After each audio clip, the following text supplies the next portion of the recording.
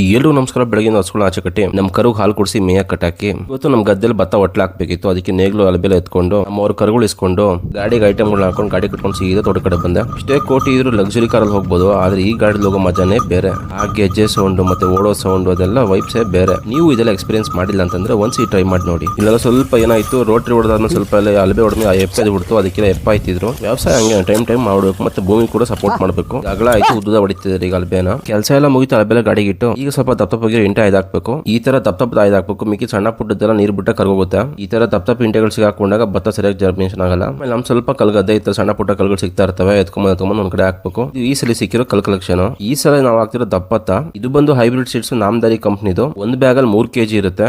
ಒಂದ್ ಪೈರ್ ಭತ್ತ ಕೂಡ ಅಂತಾರೆ. 3 kg ಒಂದ್ ಬ್ಯಾಗ್ ಅಲ್ಲಿ ಕರೆಕ್ಟ್ ಆಗಿ ಒಟ್ಲು ಬಂದ್ರೆ ಒಂದ್ ಅರ್ಧ ಎಕರೆ ಆಗುತ್ತೆ. ಭತ್ತ ಚೆಲ್ಲೋ ಮುಂಚೆ ದೇವ್ರ ನೆನ್ಕೊಂಡು ಚೆನ್ನಾಗಿ ಒಳ್ಳೆ ಬೆಳೆ ಬರ್ಲಿ ಅಂತ ನೆನ್ಕೊಂಡು ಭತ್ತ ಚೆಲ್ಲಿ ಕೆಲಸ ಎಲ್ಲ ಮುಗಿದನಿಂದ ಗಾಡಿ ಇಟ್ಕೊಂಡು ಹೋದ್ರು. ನಾನು ಒಂದ್ ಕಡೆಯಿಂದ ಭತ್ತ ಚೆಲ್ಕೊಂಡ್ ಬರ್ತಾ ಇದ್ದೆ. ಒಟ್ಟು ಇವಾಗ ನಾನು ಹಾಕಿರೋದು 6 ಬ್ಯಾಗ್ ಭತ್ತ. 3 ಎಕರೆ ಆಚೆ ನಾಟಿ ಹಾಕ್ಬೇಕು ಈ ಸಲ ನಾಟಿನ ಡಿಫ್ರೆಂಟ್ ಆಗಿ ಪ್ಲಾನ್ ಮಾಡೋಣ ಅಂತಿದ್ದೀನಿ. ಇವರೆಲ್ಲ ಒಂದ್ ಕಡೆಯಿಂದ ಭತ್ತ ಮುಚ್ಕೊಂಡ್ ಬರ್ತಾ ಇದ್ರು. ಭತ್ತ ಒಟ್ಲಾಕೋದು ಗೊತ್ತಾಗಬೇಕು ಅಂದ್ರೆ ಸಪರೇಟ್ ಆಗಿ ಒಂದು ರೀಲ್ ಮಾಡ್ತೀನಿ ನೋಡಿ. ಮಾಮೂಲಿ ಮಿಕ್ಕಿದ ಕೆಲಸ ಎಲ್ಲ ಮುಗಿಸಿ ನಮ್ಮ ಹಸುಗಳು ಒಳಗೆ ಕಟ್ಟಿ ಹುಲ್ಲಾಕಿ ಪುಟ್ಟಿಗೆ ಹುಲ್ಲಾಕಿ ಅಲ್ಲಿದೆ ನೋಡಿ. ಇವತ್ತಿನ ಕತೆ ಇಷ್ಟೇ.